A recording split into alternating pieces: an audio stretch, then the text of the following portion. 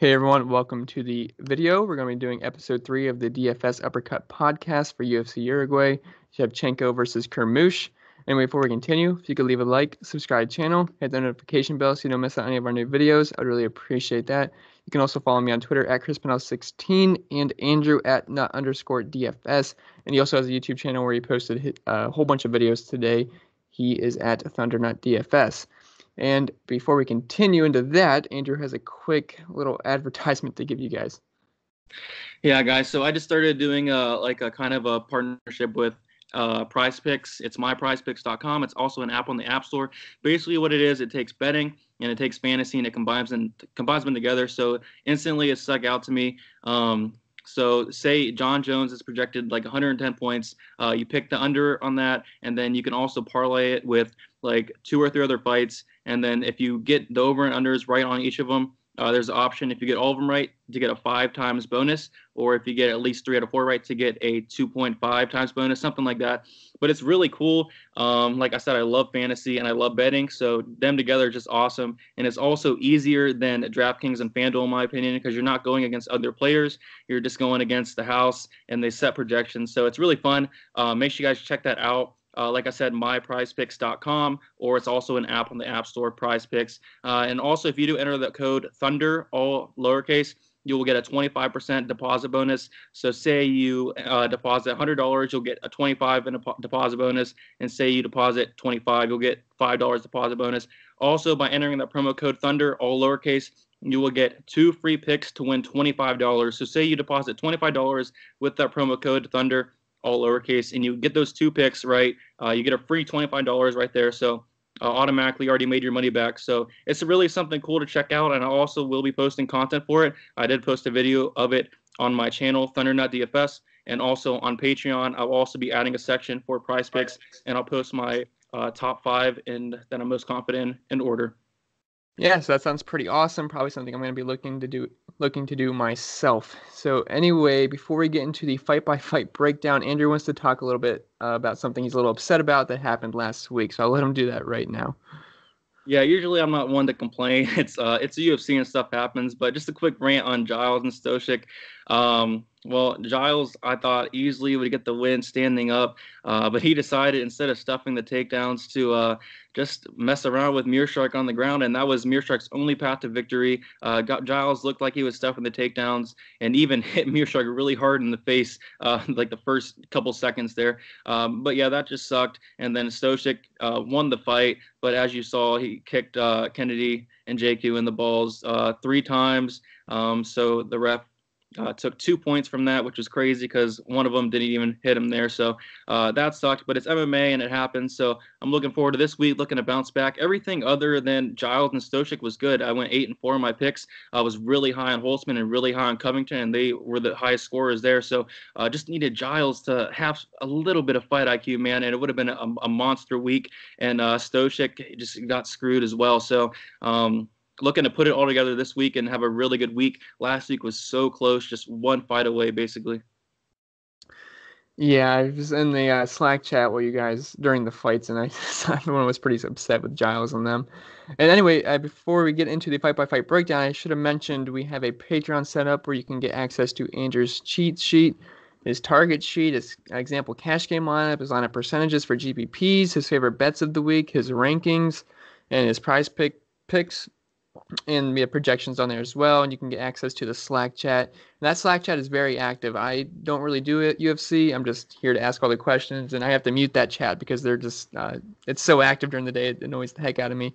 But if you were really into MMA, I'm sure it would not annoy you, and you'd be really interested in it. And you can ask Andrew all the questions you want throughout the day. You can bother him as much as you want, and he'll answer all your questions. So anyway, let's get into the fight-by-fight breakdown. I will say this, I guess it's a little out of order. Andrew said they changed the order as he was making the cheat sheet, so we'll still make do.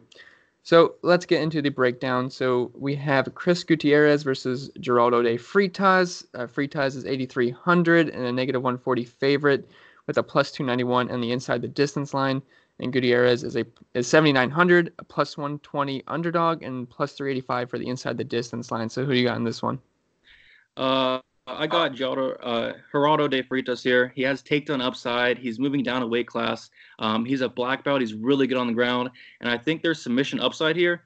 And Chris Gutierrez, he's not much of a finisher. He couldn't even finish Ryan McDonald in his last fight, and as most of you know, Ryan McDonald was very bad. So that was a little encouraging to seeing he couldn't finish Ryan McDonald. He needs to stop the takedowns to win this fight. And if this does get on the ground, he's not very good on the ground. His submission defense is definitely questionable. His takedown defense is questionable. So I think De Freitas can get this on the ground, get some takedowns here. And also, I think there's definitely submission upside. And I am picking him to win. I think he's going to get maybe a submission, or if not, like a 29-28 split decision here. But I do think he's going to have takedowns here, and I do think there's that chance for a submission, and that's why I like him a lot at 8,300, because there is a chance for that finish there, and if he gets that finish at 8,300, definitely going to pay off his value. So I like De Freitas a lot. I've seen a couple people on Gutierrez. I just don't see it, and I don't think there's much upside. So even if he does win, he's not much of a finisher, like I said. So De Freitas doesn't have to worry about a finish here. And if Gutierrez does win, I don't think it's going to score high. He's not really a finisher. He's not going to get takedowns. If he wins, it's going to be a striking-based decision, something pretty ugly if he is going to win. And I do like De Freitas a lot, and I even like him from a betting perspective as well. Yeah, I'm seeing he's averaging 127 DraftKings points per fight, so that seems pretty large. But anyway, to the next fight, we have Polyana Viana at 8,600. Plus 110 underdog, but negative 175 in the inside the distance line. So that's pretty interesting to me versus Veronica Macedo. He was 7,600, negative 130 favorite, and a plus 425 dog. So what's your thoughts on this fight? Yeah, Polyana Viana. I checked the inside the distance line a couple minutes ago. Minus 175, you said? Yeah. That has to be wrong. That's really weird because she's now the underdog in this fight, so that's definitely interesting. But all of her wins have come by finish. She has poor striking defense. She leaves her chin up in the air. She does have submission upside if she can get the takedown. I think that's why her inside the distance prop is so high, probably because she has finished all her fights and she does have submission upside. But yeah, Macedo opened up as a underdog, and now she's actually a minus 130 favorite, which is a huge line flip. So I think a lot of people are going to be on Macedo. She's 23 years old. She's 0-3 in the UFC. She's been finished twice in those 3 losses. She's definitely better on the feet, and she has questionable submission defense and definitely questionable takedown defense. But the girl she lost to was Evan Smith, Andrea Lee, and Jillian Robertson, all great on the ground in her last 3 fights. So she's definitely fought the higher of the competition, and I think that's why she is now the favorite. This fight's very interesting because I think there is an upside for Viana to get a finish here. Because she can get a submission if she gets this to the ground, and Macedo definitely does have questionable submission defense. So I think it'd be interesting. I think Viana's going to be extremely low owned. She's like 8,600. Is that right? Yes, 8,600. 8,600, and she's the underdog. So you don't see that too often. I think she's going to be very low owned, under 20% for sure, probably even under 15%. And I just think it's going to be interesting and take some stabs at her because she does have that submission upside. But on the other side of it, Macedo, 7,600. I think you do have to play her because she is the favorite, minus 130. She has fought the better competition. If this does stay on the feet, no doubt in my mind she's going to win. So I am picking Macedo to win for that reason. Better on the feet, and if she does stop those takedowns, she'll definitely win. The only thing is I think I'm going to play a little bit of Viana too as like a GPP play, just in case she does get that submission, get some takedowns. But overall, I think Macedo's the better fighter. But Viana definitely has the better finish possibility, as the finish prop tells you there. All right, let's get into the next one. We have Alexei Kunchenko at 8,800, negative 140 favorite, plus 323 on the inside the distance line versus Gilbert Burns, who is 7,400, plus 120 underdog, and plus 328 inside the distance line. So you got in this one. Yeah, this is a really interesting fight. Kunchenko's 20-0. He does have some KO upside if Burns decides to stand and bang, which he usually does. But Kunchenko has very low volume, which is very concerning, especially for his price tag. And he's going to be the bigger fighter because Burns is moving up a weight class to 170. He was at 155. Kunchenko did have 100% takedown defense his last fight, and he defended 15 takedowns, which is pretty impressive, actually. 15 takedowns all defended. So that That's a good sign there. And then Burns, like I say, he's moving up to welterweight on short notice. He has poor fight IQ, and in his other fights, instead of taking the guys down for an easy submission, he'd stand and bang and get rocked a couple times. He has a huge advantage on the ground if he can get it there, and that's the main thing, if he can get it there. And he definitely has fought the better competition. So Shevchenko's 20-0. A lot of his fights are against lower competition here, but yeah, this is a very close fight. I don't think I'm willing to pay the 8,800 for Shevchenko due to the fact that he has such low volume. And, well, Burns has been rocked a couple times, so I do think there is a little bit of KO upside, but I'm not really liking the 8,800 price tag because I do think he's more likely to win a decision. And for Burns is very interesting. Burns is 7,400, so I do think he has a path to victory, and his path to victory is getting a takedown and getting that submission. So if he does get a takedown, I definitely think he can get a submission there. But the problem is going to be getting it there. He's going to be the smaller fighter. Moving up a weight class, he's not going to have that strength he has down at the weight class he's at now. So very tough fight to call. If I was to play anybody in this fight on DraftKings, I'm definitely leaning Burns for the submission upside. I think he's going to be fairly popular. But I am picking Shevchenko to win a 29-28 split decision. He's just a better striker, the more technical striker.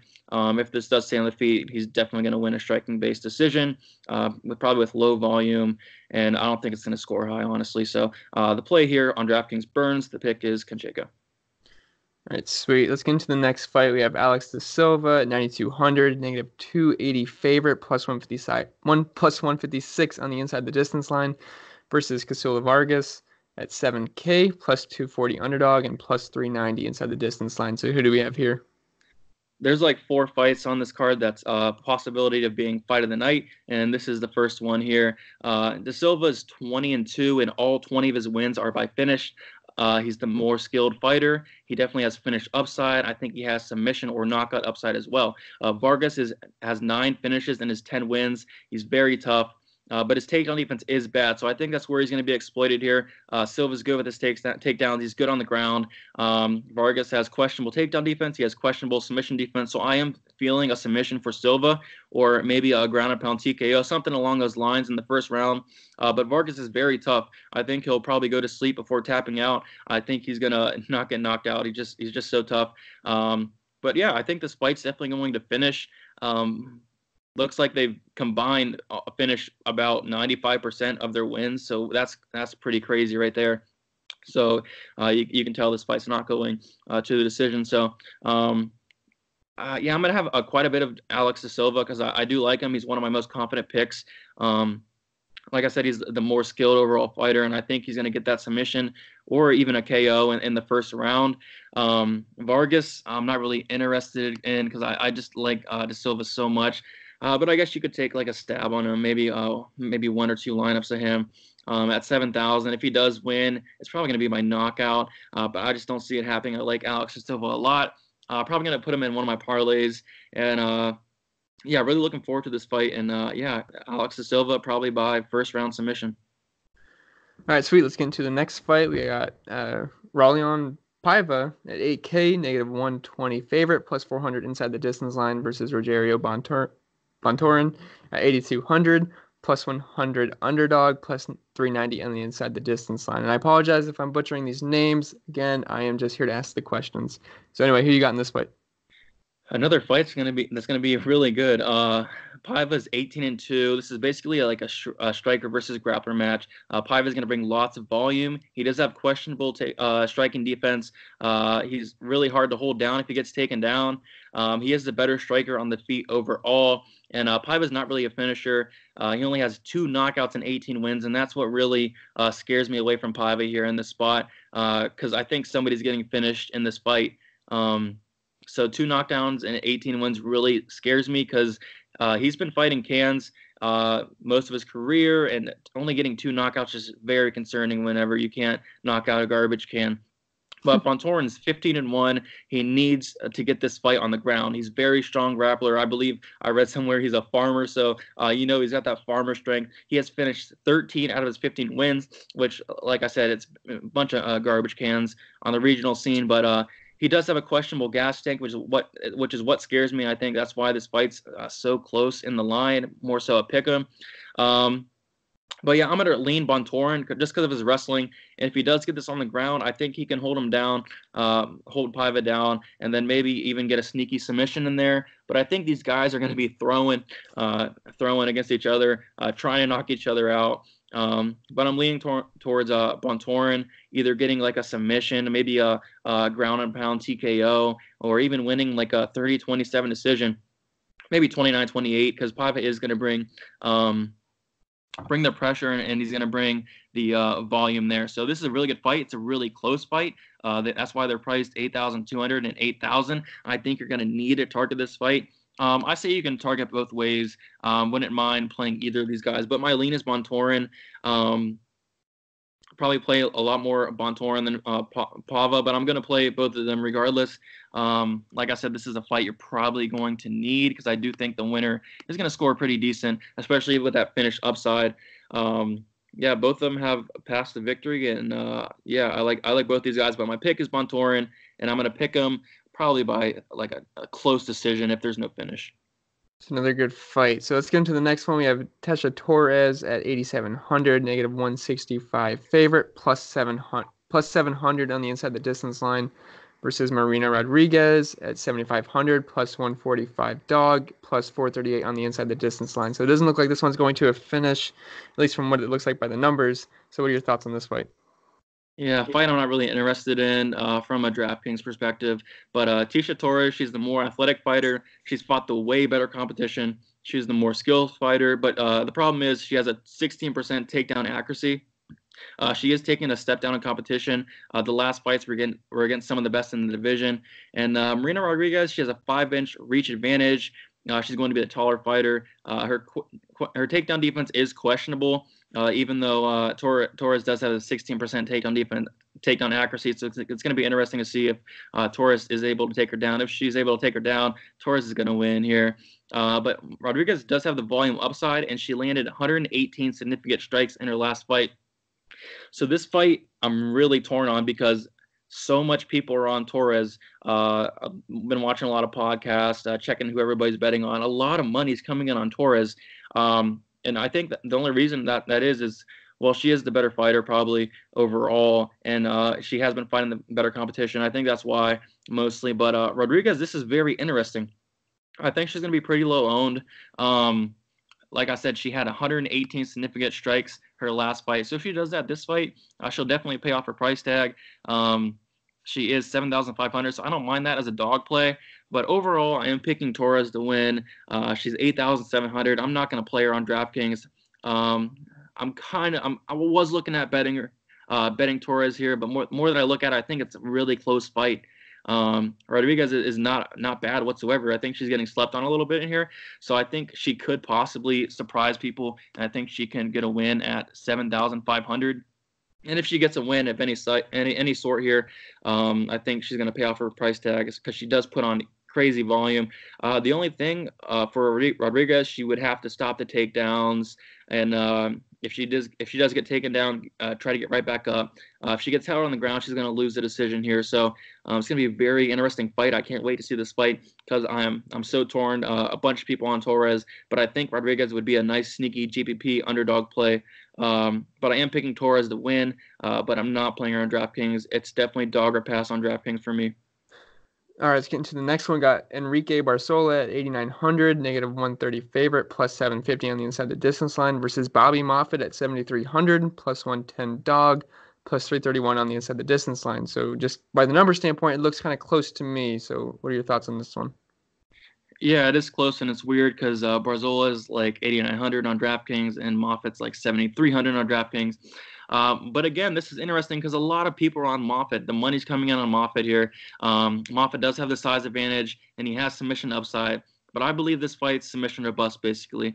Moffett has great scrambles. He has great submissions, but he's at a huge disadvantage on the feet. And Moffett did lose to Bryce Mitchell his last fight, which is very concerning because everybody, including me, expected Moffett to go out there and beat Bryce Mitchell. But I believe Bryce Mitchell won the decision, even dropped Moffett at one point. So that's very concerning because Barzola does hit with a lot of power.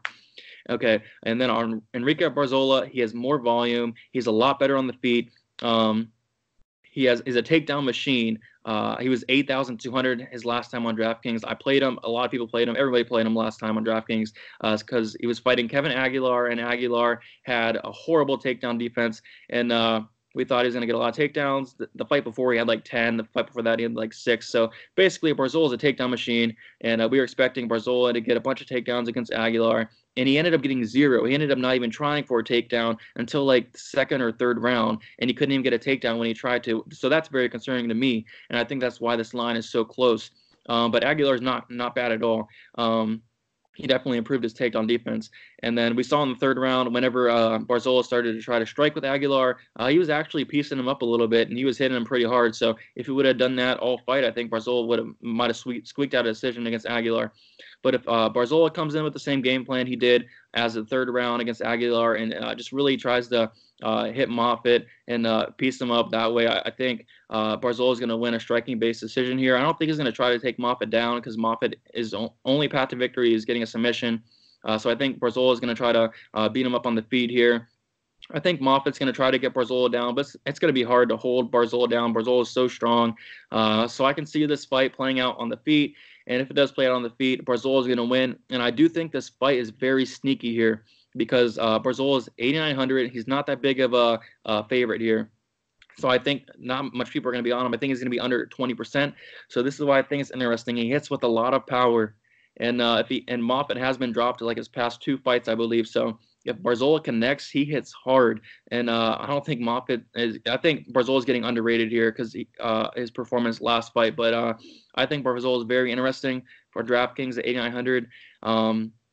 I do think there's knockout upside, but other than that, I see him winning like a 30-27 decision. Moffitt losing to Bryce Mitchell, that's just disappointing, and that's a huge caution for me on Moffitt there.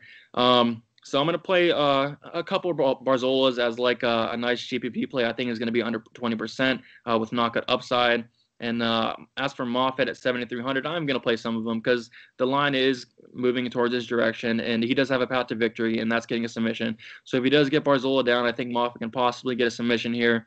It's going to be tough, but I think if he does get him down once, he could get a submission there shortly after. I don't know if he couldn't submit Bryce Mitchell. I don't know if he's going to submit Enrique Barzola, but there's always that opportunity. So I'm not going to fade Moffitt or anything. That'd be dumb. But I'm going to play Moffitt and play Barzola, but I'm probably going to play a little more Moffitt just because of the fact that he's 7,300. But I do like Barzola to win, and I like him as a sneaky GPP play.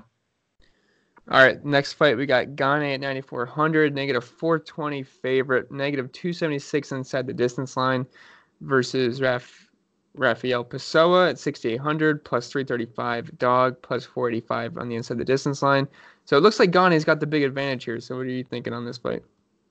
Oh, yeah, Gane is my favorite play on the whole slate. He's my most confident pick on the whole slate. This dude is a beast. This dude is the next big thing in the heavyweights. He's 3-0. He's 6'5". He has an 83-inch reach. He has huge knockout upside. He's actually Ngannou's training partner, and we see Ngannou knocking people out left and right. Gane is the better fighter on the feet by far. He's the way faster fighter on the feet. And Pessoa is 9-0, and I just think he's going to get knocked out in the first round. Gane is just overall better. He's faster. He's the better fighter. There's no question about it. There's a reason why he's such a big favorite. And I did put Gane in 2 of my parlays here. And he's definitely my most confident pick. I think he's going to be the highest scorer, at least top 2 at least, on the whole slate. He's 9,400 for a reason. I'm going to be playing him in all formats. I think it's a free knockout in the first round. This dude's a monster. Can't wait to watch him. All 3 of his fights by finish, of course. And I think he's going to get his 4th finish. Go 4-0, and can't wait to see more of this guy. This guy's an absolute stud. All right, next fight we got Rodolfo Vieira, 9,100, -245 favorite, -175 inside the distance line versus Oscar Piechota at 7,100, +205 dog, +400 on the inside the distance line. So who we got here? Another fighter I really like, Vieira here. This fight is probably not going to go to decision, so I think you're going to have to target both sides of this fight. But Vieira, if he gets the takedown here, I think there's going to be a submission shortly after. Piechota, he is a black belt, but Vieira, his nickname is the Black Belt Hunter because he submits black belts. He's absolute one of the best I've ever seen in jiu-jitsu. So if this does get to the ground, I think Vieira is going to submit him shortly after. Vieira does have more power on the feet as well, and I would think this would be lined a little bit closer, but Pachota doesn't have much power on the feet, so I don't think he's going to knock out Vieira or anything. I do think he's better on the feet, but I don't think he's going to knock him out. But yeah, Pachota is better on the feet. Like I said, he got taken down by Mearshark 3 times, and we all saw how bad Mearshark's takedown defense was his last fight. He has limited power, he has limited pace, and like I said, he has not much power. So I don't think he's going to knock Vieira out or anything. This is probably one of my most confident fights as well to call for Vieira. If he struggled with Mearshark and he actually got submitted by Mearshark, he's going to get submitted by Vieira. Mearshark's very good with his jiu-jitsu, but Vieira's on a whole other level, and Vieira's probably better with takedowns as well. So I think if he does take him down, which I'm expecting him to, I think it's going to be finished in the first round, probably pretty early. Like I said, Pachota is a black belt, but Vieira is the black belt hunter. And I did parlay Vieira with Gane, and I did get close to even odds on that. I don't think that's able to happen anymore because the line got so wide. But I'm really looking forward to that parlay. I think it's going to hit for sure, that 2-fighter parlay. 2 of my favorite picks on there. But yeah, I'm really excited for this fight. And going to be playing quite a bit of Vieira. I believe he's, 9,100 on DraftKings? Yes, 9,100. 9,100. And as for Pachota, I guess I'm going to play a little bit of him. I think it'd be kind of foolish not to because he is better on the feet. So if he does somehow stop those takedowns, I think he does have a path to victory. And if he does win, you're going to have him. So I might play like 1 or 2 of them. But I'm really confident Vieira is going to get a takedown. If Mearshark can take Pachota down, I think Vieira is going to. So, yeah, I like Vieira a lot. Our next fight, we got Humberto Bondone at 7,800, -105 dog, and a +220 on the inside the distance line versus Eduardo Garagori at 8,400, -115 favorite, +140 inside the distance line. So this looks like a pretty close fight. So what do you got here? Yeah, a pretty close fight and an extremely ugly fight. I don't know why this is on the main card or on the whole card as well. It's probably because Gargoyle is the hometown guy. Gargoyle is 12-0, but he fought a bunch of garbage cans here. He does have takedown upside, and he is moving down a weight class. He has bad cardio, but he is pretty tough. And I think there is going to be sneaky finish upside here for him. And I think this fight is going to end inside the distance. I think this fight is going to end in the first round. So that's what makes this interesting. I think this is going to be a really low targeted fight because nobody knows who these guys are. If nobody did any research, nobody knows who these guys are. Bannonay is 14-5. He gassed out in his last fight in 3 minutes. He's been subbed 4 times, but he is the more experienced fighter. He has more fights on his record. But 14-5, 5 losses to garbage cans is very concerning. Well, 4 of them were to garbage cans there, but still, you're losing to garbage cans is very concerning. At least Garagori's hasn't lost to a garbage can. I'd rather be undefeated to a garbage can than lose to one for sure. But Garagori, I think, is very interesting at 8,400. Both these guys are going to be low owned, so I'm going to target both this fight pretty heavily, honestly, because I do think there's going to be a finish here. Probably a sneaky finish here because both these guys can't get in the second round without gassing out. So that's how I know somebody's getting finished. They're both going to throw hard. I think Garagori can get takedowns here, maybe get a submission, but both these guys are going to throw bombs. And if this does somehow go to decision, which I'm not expecting, but if it does, I think Garagori's going to get it because Garagori is the only hometown guy on this card. So I hope if this does go to decision, I hope Garagori scores high and he gets that hometown nod there. But I don't think it's going to go to decision. I don't think we're going to have to worry about hometown cooking or anything. But I'd play both of these guys, due to the fact that there's probably going to be a finish here. And I think Garagori is going to be the lower owned guy because he's 8,400. Nobody's probably going to look at him. And then Bannonay is probably going to be a little bit higher owned, but still very low owned at 7,800. Yeah, this is a really sneaky fight to target. And I think this is going to be a fight you're going to have in your lineup. And I think the winner of this fight is going to be on the winning lineup. And I'm expecting it to be Garagori. I think he's going to either get a submission or maybe a knockout. And I think they're both going to be gassed. It's going to be a really fun, exciting fight. And I think the winner is going to be on the winning lineup. And I think it's going to be very sneaky, and I'm very excited. All right, awesome. Now let's get into the next one. We got Vicente Luque at 9K, -230 favorite, +129 inside the distance line versus Mike Perry at 7,200, +190 dog, +290 on the inside the distance line. So we got winning here. Okay, this is actually the co-main event, but it's definitely the people's main event for sure. Everybody's looking forward to this fight. I'm looking forward to this fight. Vicente Luque is definitely the better fighter all around. He has an easy path to victory here if he can get a takedown and submit Mike Perry. Perry's submission defense is very, very questionable. What the problem is Luque hasn't had a takedown in 5 fights, which is very concerning. Luque has bad fight IQ, and Luque's never been knocked out. Mike Perry here has a puncher's chance. I think it's pretty close in skill on the feet, but I got to give it to Luque for sure. Mike Perry has never been knocked out, which is crazy, but he has been knocked down in 5 fights. So he does get knocked down quite a bit, so he's never been finished, which is very interesting. A lot of people are expecting this fight to go to decision, and I'm actually expecting it to be finished here. I'm expecting Luque to get a finish here. I'm expecting Luque to get a finish in the 3rd round.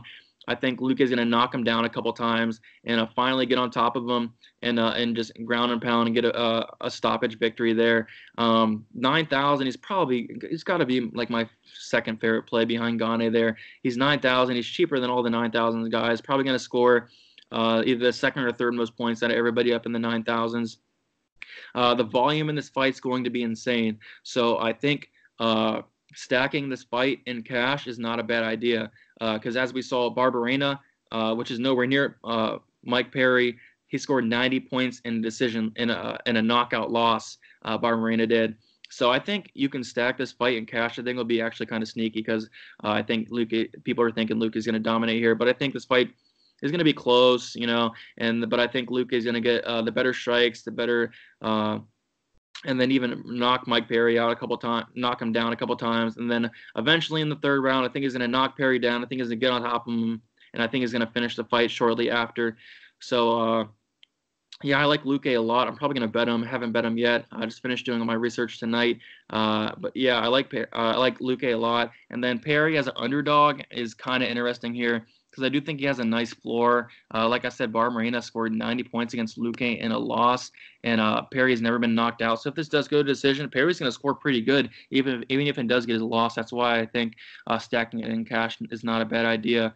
But yeah, Perry is 7,200. So I think even with a loss, I don't think he's going to land 140 strikes. I don't see him getting value with a loss there, but I can see him getting like 100 significant strikes, getting 50-point floor there. So yeah, I'll take that. I'll take 50 points from Mike Perry all day in a decision loss.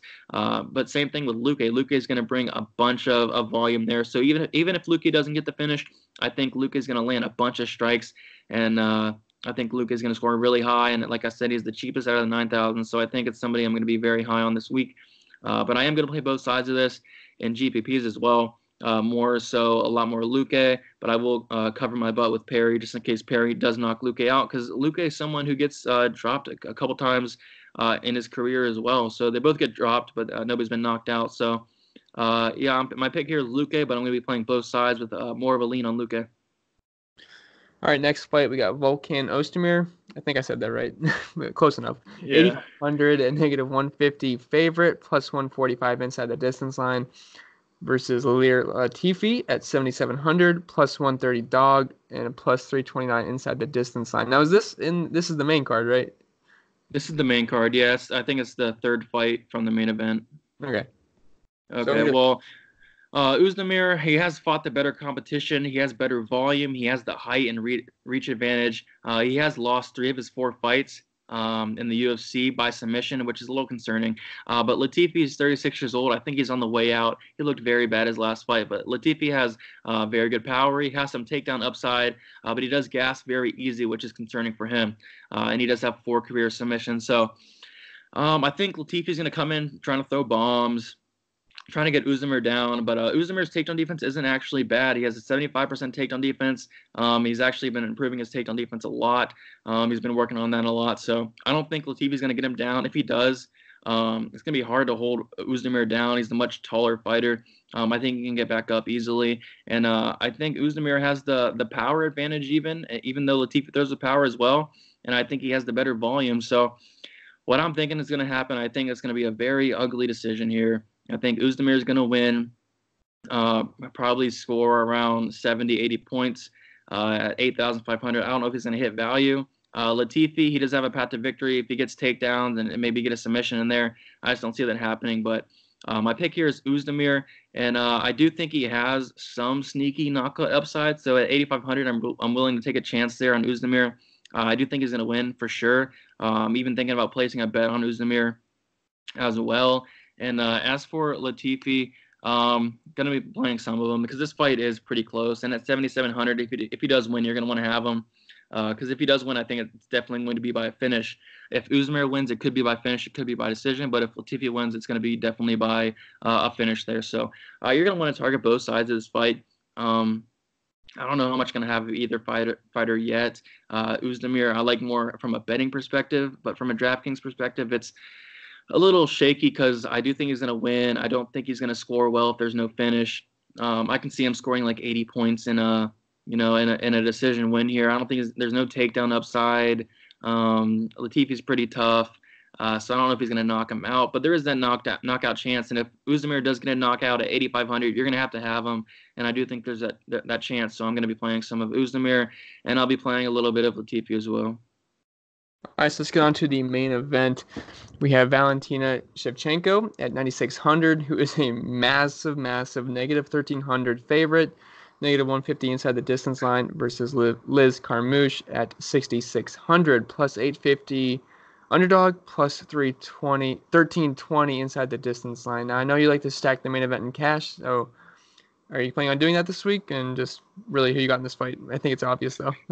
Yeah, it's obvious. I'm kind of upset that they made this the main event on this card because I actually really like this card, but surprisingly, I don't like the main event. I don't think anybody's really looking forward to this. It's just going to be a one-sided battle here. Shevchenko is going to win. Everybody already knows that. Don't really got to dig deep into it, but Liz Carmouche is very tough, so I actually don't think Shevchenko is going to finish Carmouche, and that's the interesting thing here. I think it's going to go 5 rounds. I think Shevchenko is going to win all 5 rounds there. But I do think Carmouche is going to maybe get a takedown or two within the 5 rounds. I've seen a lot of people, not a lot of people, but a decent amount of people picking Shevchenko to win inside the distance. I think that's more so because she's finished 3 of her last 4 fights. But Carmouche is very tough, so I don't see her going down easy. I just see Shevchenko winning all 5 rounds. Carmouche maybe getting a takedown or two. So, like I said, I'm probably going to stack the Luque and Perry fight in cash. I think that's going to be sneaky, but this is another fight I might stack in cash just because Carmouche is 6,600. I wouldn't stack 2 fights in cash, but if I'd pick one, deciding between these 2 so far, Shevchenko, Carmouche in cash, 9,600 to 6,600. I think it will go all 5 rounds. I think it's going to be a pretty popular fight to stack here. If this does go all 5 rounds, I think Carmouche is probably going to get like maybe 80 significant strikes, nothing crazy. Probably a little bit less significant strikes than that, maybe a takedown or 2, which is fine for 6,600. I don't see her scoring 66 points or anything, but I can see her scoring 40, So if I was deciding between stacking Shevchenko, Carmouche, and then Perry and Luque, I think you're getting a $700 discount on Carmouche than Perry. I do see Perry probably scoring a little bit more than Carmouche.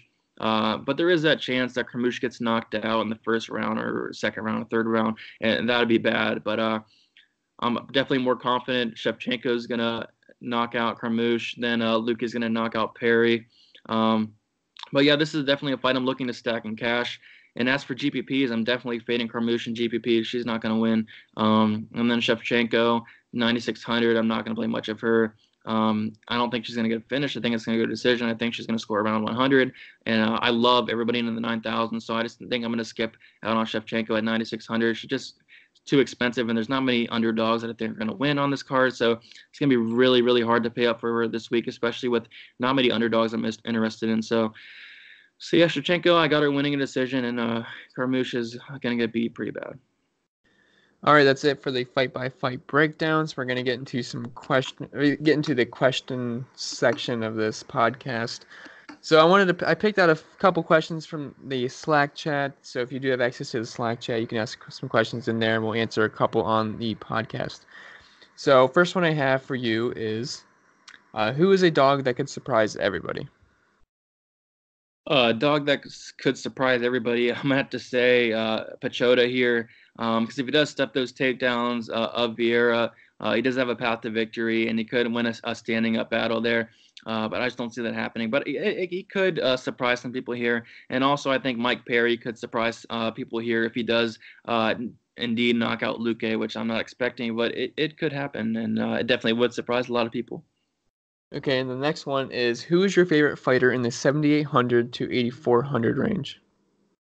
This range is going to be very sneaky because this whole range is going to be very low owned. But De Freitas at 8,300 is probably the safer, probably my safe play in this range. And then Gargoyle at 8,400 is probably the most upside, I'd say, in this range. So I'm going to be definitely targeting De Freitas and Gargoyle there. I like them both quite a bit. And final question someone asked is, are we going to win some money this week? Yeah, we sure are. Last week we were 2 fights away, two controversial fights. Giles not keeping on the feet, and then Stochik kicking Kennedy in the balls there, and the ref taking points left and right. But yeah, it was crazy last week. We were just so close.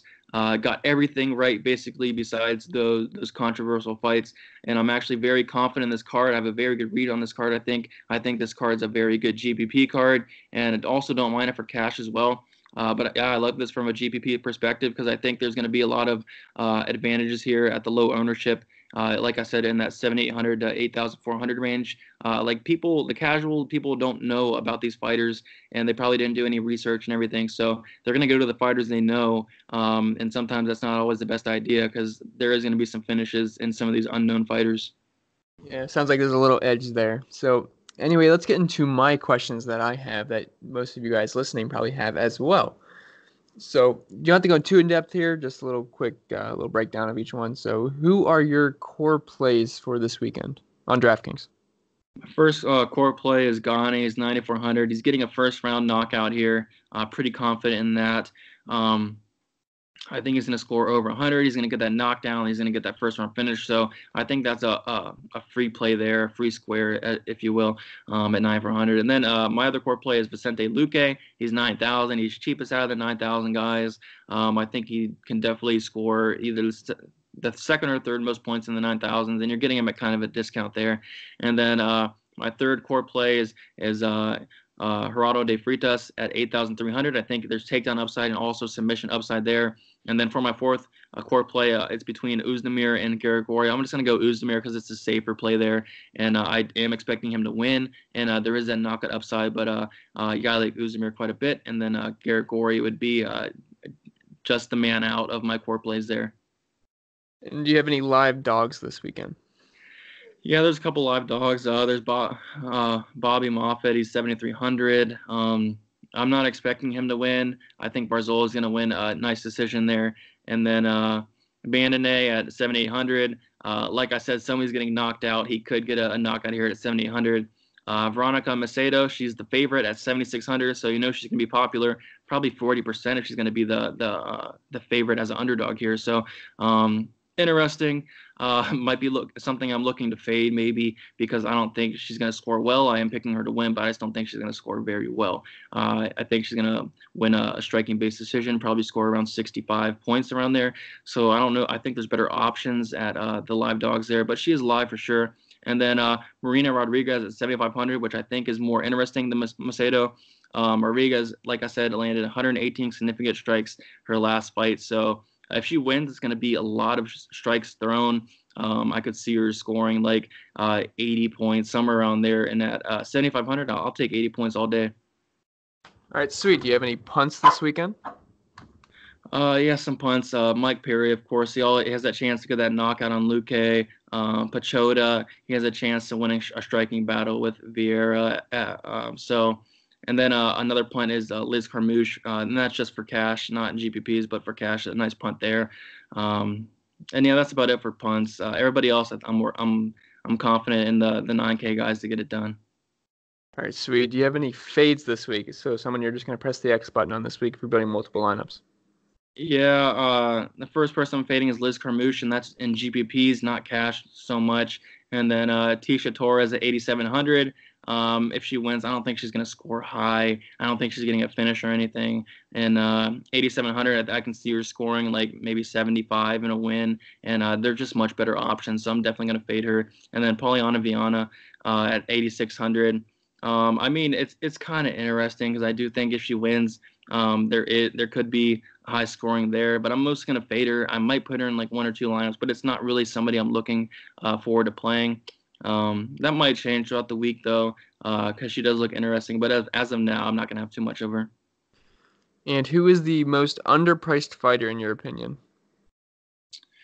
The most underpriced fighter, probably, you know what, nothing's really sticking out to me. Probably Macedo. She's, like I said, she's the favorite now, so she's definitely the most underpriced fighter. But everything else seems like where it should be. And just the opposite, who's the most overpriced in your opinion? I want to say Shevchenko because I don't think she's gonna. I think she's gonna hit value there, but 9,600 is just crazy for anyone to play. But you know what? She deserved that price tag because she is such a big favorite. But the most overpriced. I'm gonna have to say probably Tisha Torres. She's lost her last three fights. I think that should be more so like an 8,200 versus an 8,000 matchup. So probably Torres. Okay, and if you had to rank your top 5 to go over 100 points, who would they be? Gane number 1. Give me Shevchenko number 2. Give me Vicente Luque number 3. Give me Vieira number 4, and give me De Silva number 5. Okay, and I feel like we should talk roster construction when putting lineups on DraftKings. Are you taking? Well, I know you haven't probably made lineups yet, but do you think you're going to take a more stars and scrubs approach or a balanced lineup?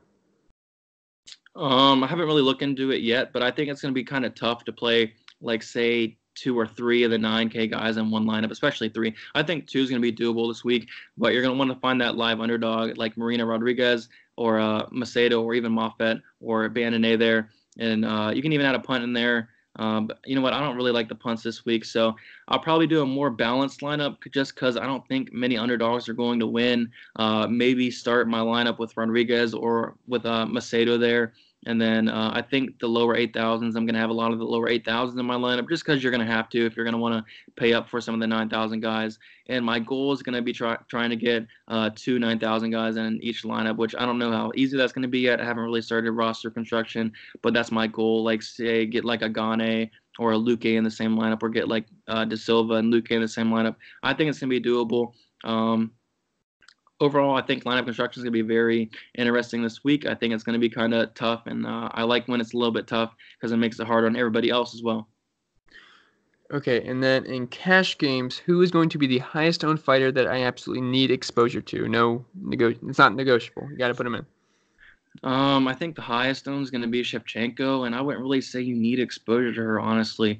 But she definitely is the safest play. But I'm going to have to say, man, I like Gane a lot. I think he's going to be the highest scoring fighter out of everybody. But yeah, I'm going to go with Shevchenko. I think you're probably going to have her because she just is. She's going to win, and everybody knows she's going to win. There's no very little chance she's going to lose there. So I think she's probably going to be somebody you're going to want to have in cash. But I do like Gane a lot in cash as well. If I could fit them both in my cash lineup, even better. So. I feel like you might have answered the next question just from all the talk about Gane. But so in GPPs, who's someone that may go under the radar that you'd want to be overweight on from the field? I feel like your answer is going to be Gane. No, I actually think Gane is going to be pretty high owned, actually. He has a crazy inside the distance line, the best on the slate by far. So I do think he's going to be near like 40% owned, somewhere around there. But somebody I'm going to be overweight on is probably De Freitas and Gargoyle. I think they're both going to be under 20% there. Both really sneaky plays and both have finished upside. So I think people are going to make a big mistake in having these guys so low owned because in their fights, somebody's going to finish for sure. So I do like Freitas at 8,300 and Gargoyle at 8,400 to go under the radar and just be a little bit overweight on them. Okay, and who do you think has the potential of being the biggest upset of the card? I want to say Pichota, but I really hope that doesn't happen because I do have a bet on Vieira, but it could happen. But probably Mike Perry is probably the most realistic one here. This fight should be lined a little bit closer, and Luque has been knocked down a couple times. Somebody's probably going to get knocked out in this fight. So Perry does have that knockout chance. He does hit very hard, so I think it could be Perry, but I sure hope not. And which chalk fighter is most likely to bust this weekend? Probably Shevchenko at 9,600, because if you pay up for Shevchenko at 9,600, you're going to have to go deep, deep into the punt range or underdog range there. And if you play Shevchenko, you're probably not going to be able to get another 9,000 fighter in there without playing like a couple underdogs or like a punt play and an underdog. So I think Shevchenko is definitely going to bust. I think she's going to be decently owned there just because she's going to win, But if she does not get that finish in the first, second, or third round, I don't think she's really going to pay off that price tag. I think if she wants to pay off her price tag at 9,600, you're going to have to score like in the 115s, 120s. And I just see her getting a decision, a striking-based decision, probably not getting any takedowns.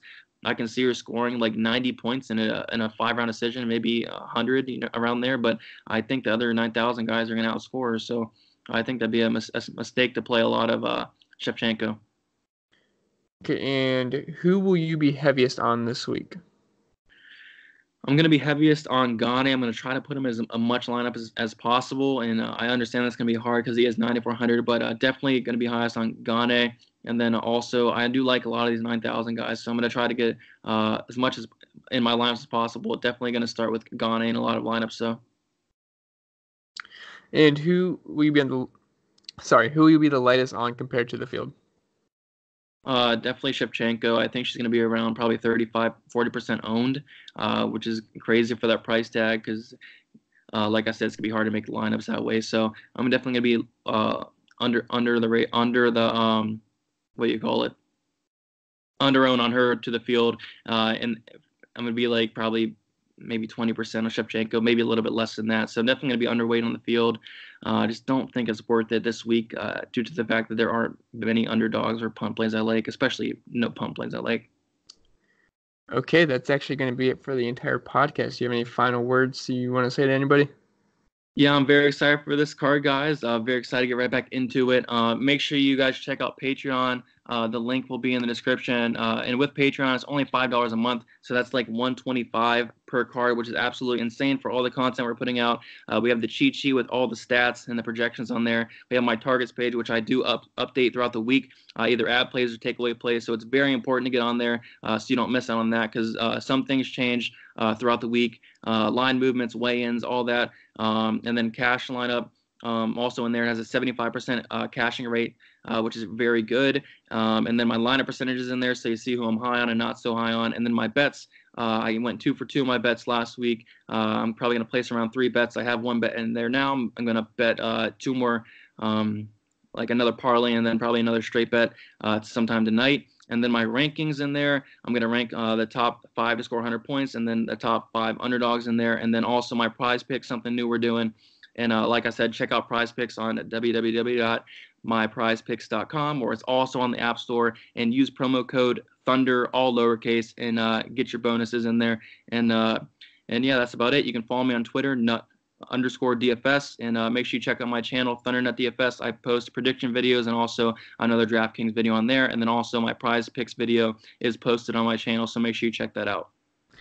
All right, that's going to be it. Thanks for listening. Remember to leave a like, subscribe to the channel, and we'll see you guys on the next episode. And best of luck to you guys this weekend.